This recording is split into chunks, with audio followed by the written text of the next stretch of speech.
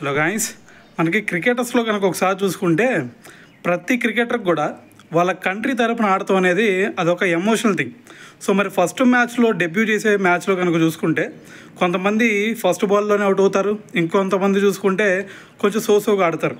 So కానీ కొంతమంది players ఉంటారు, ఆడిన ఫస్ట్ మ్యాచ్లోనే సెంచరీలు కొట్టే ప్లేయర్స్ కూడా కొంతమంది ఉంటారు.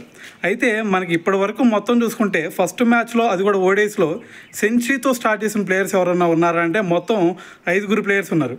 కానీ మరి ఈ తరంలో కనుక మనం చూసుకుంటే కేవలం 3 ప్లేయర్స్ మాత్రమే ఉన్నారు. సో వాళ్ళ ఫస్ట్ చూసుకుంటే న్యూజిలాండ్ ప్లేయర్ అయిన మార్టిన్ గప్టిల్, దాని తర్వాత సెకండ్ వచ్చేసరికి పాకిస్తాన్ బ్యాట్స్మెన్ ఇమాముల్ హక్. సో దాని తర్వాత మన ఇండియన్ బ్యాట్స్మెన్లో కనుక ఒక్కసారి చూసుకుంటే కేఎల్ రాహుల్. అతను చూసుకుంటే జింబాబ్వే మీద 2016లో అరంగేట్రం చేశాడు. సో మరి అరంగేట్రం చేసిన మ్యాచ్లోనే అతను సెంచరీ కొట్టి ఒక చరిత్ర సృష్టించాడని చెప్పాలి. సో ఇప్పటి వరకు మన ఇండియన్ క్రికెట్ టీంలో ఏ బ్యాట్స్మెన్ కూడా ఫస్ట్ మ్యాచ్లో సెంచరీ కొట్టిన సందర్భం ఎక్కడా కూడా లేదు. సో అయితే మరి దీంతో కేఎల్ రాహుల్ సో మరి ఒక హిస్టరీ, ఒక రికార్డు క్రియేట్ చేశాడని చెప్పాలి.